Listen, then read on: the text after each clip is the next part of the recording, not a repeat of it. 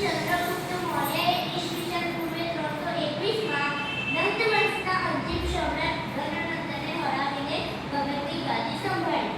હવે હું તમને ગ્રીક રાજા સેલ્યુકસની જાણકારી આપીશ.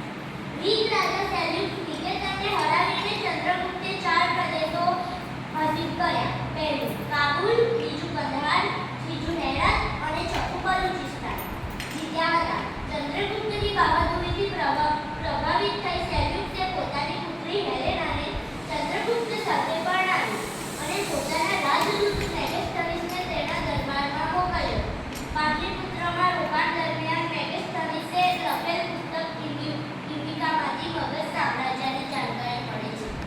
મૌર્ય વંશની જાણકારી મેળવવાના સ્ત્રોતો: કૃતિ અર્થશાસ્ત્ર, લેખક આચાર્ય વિષ્ણુગુપ્ત ચાણક્ય. બીજું ઇન્ડિકા, લેખક મેગેસ્તનીસ. ત્રીજું દીપવંશ અને મહાવંશ. બૌદ્ધ ગ્રંથો સિલોન. મુદ્રા, રાક્ષસ, નાટક, હિસાબદર.